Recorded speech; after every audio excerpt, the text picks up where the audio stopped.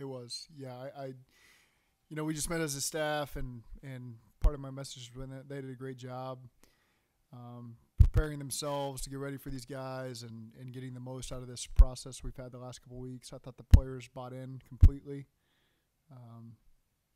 got done everything that we needed to get done, continued to improve, and now just keep that momentum going on their own these next 5 weeks, and so that when we come back to training camp, we're not restarting or setting back. We can keep the momentum going that we've had and have a great training camp.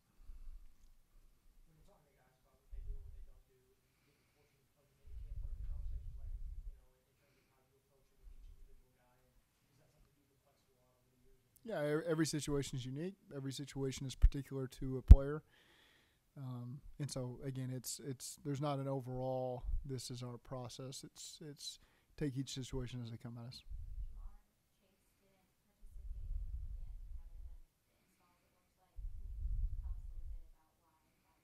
Yeah, it was good to get him back in here. He's in great shape. He had his process he went through with Joey Bose. Again, when someone's not been here, you don't want to rush him into things, but he clearly has done a great job this offseason. Really happy to get him back in the building. He was in all the meetings, did all the walkthroughs and all that stuff, and then did a great job mentoring some of the other players as he was out there during practice. So I thought we got what we needed out of him, and was appreciative of him of even though it is mandatory. I mean, you see it's not, there's still guys that aren't always there, and he showed up and did everything that we talked about him doing. I hate to speak for him, but he certainly looks very comfortable playing out there at corner, and I think Chuck's done a really good job of getting him ready and helping him compete. And so I think that's a really good room right now from a competition standpoint. And Dax certainly has continued to make improvements over the course of the spring and put himself in a position that we feel really good about. How important was it to have Ted back in the back in the lineup, back on the roster for you guys? Say that one more time. How important was it for you to have Ted Harris back after his extension? Ted's a big part of what we do, as a captain, and he's always led the right way, and so again, happy that we were able to get that done and keep the train moving up front. What's the biggest part of this leadership besides that you've seen been around him? How he leads? Loves football, and so you love a center that's obsessed with the process, takes a lot of pride in the position, not just being a football player, not just being an offensive lineman, but being a center. And there's a lot that goes into that, and Ted takes on all that, takes complete ownership of it, does a great job with the communication, starting the communication up front, the communication with Joe, the communication with us as coaches, and then as a leader, as a voted captain, the communication as a team. He's a guy you can trust, and so again, he's about all the right things, and still's got good years in front of him. Is he somebody, you've been around him a lot, you've seen grow and take the position and maybe become even more of a force? I think as you're with a new team, you become more comfortable, certainly as time goes, but his reputation is what it is now. This has always been what we've heard about Ted, and that's what we've seen firsthand, and so it's we're not surprised by that, and certainly I think as the months go by that he's been on our team, he's probably more comfortable. But I wouldn't say that I ever noticed Ted was uncomfortable on our team.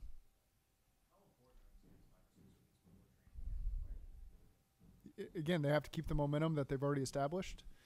I'm really excited for this locker room to finish up.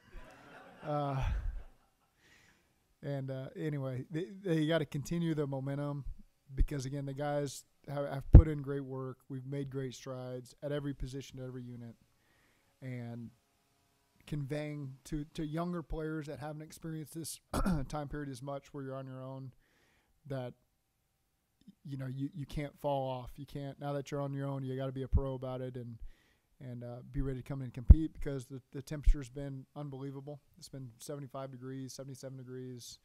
We come back, it's probably going to be 90 degrees. The practices are twice as long, twice as hard. You got pads on. It's a lot more intense. There's a lot more urgency. And so just doing everything you can to communicate that things will change when you come back, and making sure that they put themselves in the best position possible to be able to compete. I'll let you finish up. Yep.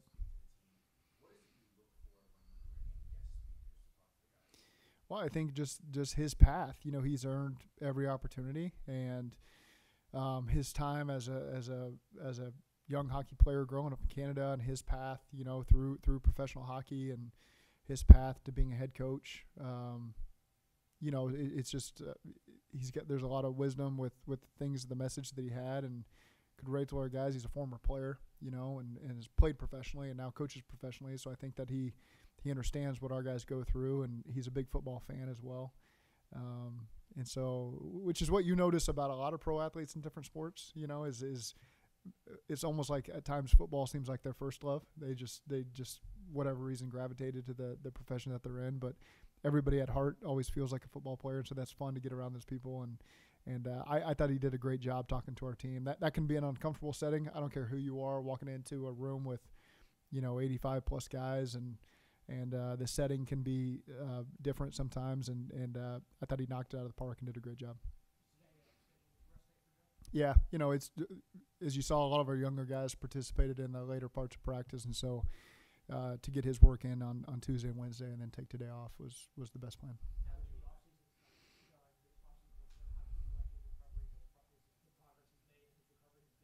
I've been happy. He's better answering that than me, because he knows how his body feels. But I've been really excited about what I've seen from him. What were the best throws, or was there anything particular you saw from Burrow this spring that really got you excited about what he's at? Well, I'm not into as much as other people maybe launching the ball down the field and how hard it is. It's just his timing and getting through progressions. It's so impressive. That's really what separates him in one way from a lot of people in this league, and that continues to show up.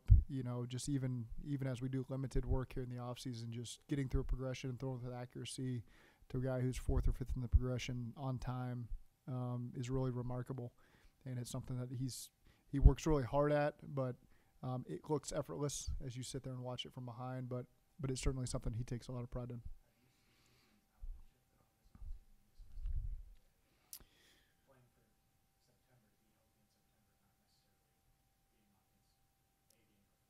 I mean, you always see a high level of urgency from him, and that's all I can really measure players on.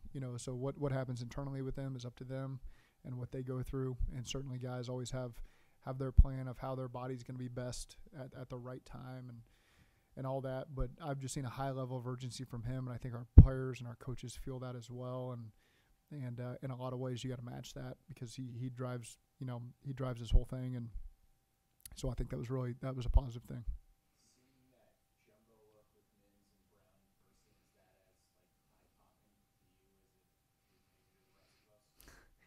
I think my views on size have really been transformed over the last 2 months. There's large people now that I view as small. That's just hard to wrap your head around. I guess that's the best way for me to put it.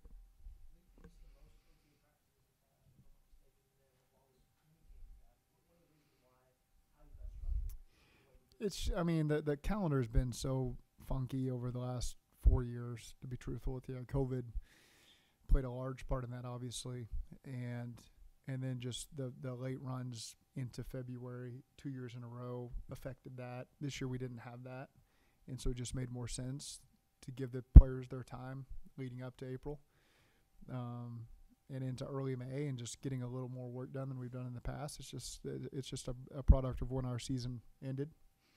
And the work that I thought would be necessary to get some of the new players integrated and some of the young players integrated, because we are a younger team now. It's just the way it is, and so you got a lot of young guys that need that work.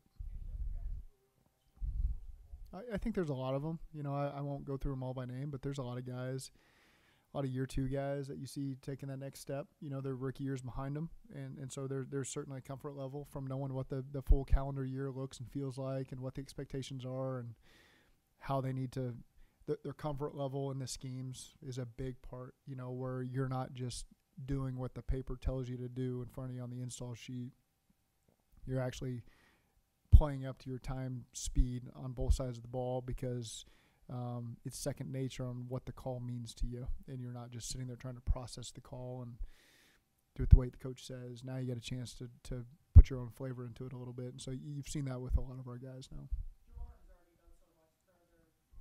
Is there more room to his game maybe now as he is an older receiver who's seen a lot more? I think what as our roster evolves on offense, it allows us flexibility to do a lot of different things with a lot of different guys, and so I think that's where, again, it's hard to say that every player can get better. Let me start with that. But he's played at an extremely high level and given us everything we'd hoped he would ever give us. And so now it just comes with the flexibility of the personnel we have on offense. It changes from year to year, and this year will be a change. And so that can change his role, shift his role in some ways. In some ways, it'll be the same as it has been. So, he and I have had good conversations about that, and look forward to seeing what the season brings that way. Joe, I think, used the term eye candy to discuss how you might be able to dress up the offense because he anticipates getting more and more a variety of defensive looks this year. How excited are you come training camp to see how all those pieces fit together? It'll be interesting. It's once you put the pads on and you're 11 on 11, and we certainly have our vision of how things will go offensively, but there's flexibility for it to evolve as training camp goes because we do have new bodies at different positions, and we got a new guy in the running back room, new guy in the tight end room, new guys in the offensive line room, new guys in the receivers room. So to say this is what it's definitely going to look like on August 25th, we're not going to put ourselves in that box. We're going to allow it to be flexible as we practice, and things can shift as we go, and we're very open to that, and we're going to be flexible that way, and I'm excited to see guys step up. There's still rooms for roles to evolve and grow, and others may shrink, and so that's just the beauty of having good depth, because I think that we've got good depth, and there's a lot of competition, and so we'll just see how training camp goes, and I'm excited to watch that process unfold. Mm-hmm. Yeah, I think he took coaching and worked on it hard, and that's exciting to see a guy that you can just make a small comment to, and 4 months later it comes back, and you can tell he's really emphasized it. And so I think that's everything we knew about Chase. That's everything we thought we had with Chase. A guy that's going to continue to grow and understand what that role entails as a running back in this league, and the more downs you can put yourself on the field, the better. And he's really worked hard to do that. It's noticeable, and that's a real positive. I'm not going to put you in charge of construction schedules, but is that supposed to be done by camp? And if it's not, does that make it a lot harder to do something logistically? Paul, that falls into the injury timeline predictions that I'm not. What you love is, shoot at 7 a.m. they're doing this, and so that's encouraging. So I'm not making any predictions, but everything has been positive so far. Is there challenges though? Obviously for the players it's very different. Is there challenges for everybody kind of working around it right now? One time, moving a schedule 2 minutes later because of the travel time to the locker room, and I will say, this is probably worth saying, it's they're in a different locker room. They're not in the same locker room, so it's a little bit disjointed. So a comment was made to me early in the off-season program from veterans that I trust, like, hey, the chemistry is a little more difficult with some of the new guys because you don't really see them as much as maybe it's perceived because you're not all in that one locker room. It's a little disjointed. So maybe we do, a couple more team meetings that involve everybody. And so I thought that was great feedback because I didn't really have that perspective because I'm not in the locker room. I'm not walking all the way down there to deal with those. And so that's just an example of something maybe you didn't think through. And now we've got the leadership in place on the team to bring something up and have the awareness that, this is part of the reason why we're in the the offseason process. This is what we need to get. We got new free agents, we got new rookies, and so I thought that was quality feedback, and we took that to heart. Go ahead. I got you. Zac Taylor came in with this reputation as kind of being a blue collar Yeah. guy that would just, very reliable. I'm wondering what your impression Yeah. was of him. That's what it is. Just comes to work, and a guy, certainly you can see his comfort level in the offense grow as the offseason's gone, and he's very comfortable. And again, running backs are a little bit easier to evaluate when you put pads on and you're doing 11 on 11, but really excited about what we're getting from Zach, what we expect to get from Zach, and so far so good. Offensive line, probably another. Spells his name wrong, but other than that, go ahead. Offensive line, probably another position that's hard to evaluate right now. Yeah. Marius, are you seeing kind of what you would hope to see at this time? Yeah, I mean, you phrased it right. There's a lot of positives in the springtime when you have helmets on. They're doing the right things, and it's alarming if they're not. They're doing the right things, and so Marius is the guy you ask about, and everything has been positive. The things that we hoped we would get from this time of year from a guy like that, he's checked those boxes now. Now's the big part, consistently doing it over training camp and blocking people and being able to react very quickly. That's the part that I'm excited to see, how he handles all that. Joe said he's got a plan over the next month, or at least he's got a full plan with Joe back when he comes back to camp. Mm-hmm. How much do you kind of stay in touch with him throughout the course of these next few weeks to kind of see how things are going? There's a balance there. He knows that there's an open line of communication, and I made sure to have all my conversations with guys like that this week of things I need leading up to training camp, and there's certainly potential to have more of that. But this is a time where you like them to have their space, and I'm mindful that any phone call from the head coach, any text from the head coach is, oh boy, what's this about? So I try to give these guys their time and the lead up to it, cover everything I need to cover, and ask any questions I need answered, and excited to get those guys back, after July 20th. Given kind of what his offseason looked like, his training camp looked like, how important is these next 6 weeks going to be for him, basically, to construct the whole for the season? It's the same for everybody, really. It's these guys just maintaining what they built up to this point, and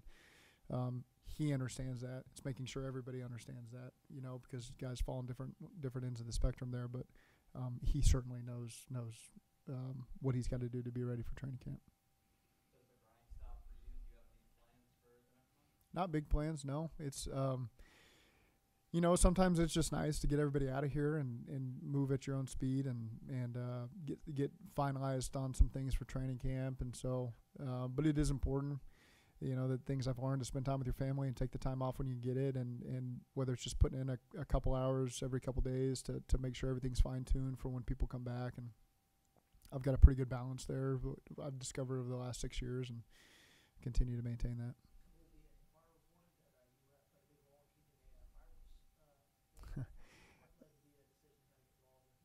Well, it's a big part of certainly the overall community, the community I'm a part of over there in Mount Lookout, and I had a neighbor that kind of was spearheading that, and so it was not just me. I can promise you that there was a lot of people involved, and so again, just it's a big part of my 4th of July, and so I'm happy to continue to see it, and I think a lot of other people in that community are, but it wasn't just me. There was a lot of people involved in that probably aren't getting all the accolades that came my way. Mm-hmm. Yeah, because this community is important to me. It's really impacted my life, my family's life. It's a place we've wanted to be since 2016 when we first experienced moving here when I was at UC. And so obviously everybody here in this town has done so much for me. There's very easy ways for me to get back to the community and be impactful, because that's a role that I have and it's important. And I certainly have a podium here that can impact people, and you can do that in a lot of different ways. And I've always said this, my interactions publicly have been 100% positive, and I'm not making that up, and even just as simple as the Reds game, I love talking to the people sitting around me, and it's always positive and always supportive, and we're always behind you, and not just me, but the Bengals organization. And so I love those interactions, and there's, because you know how quickly it can be taken from you, And so, you know, you got to enjoy it while you got it. And it's sincere for me. I hope people can feel that because it's just how we feel about it. Okay.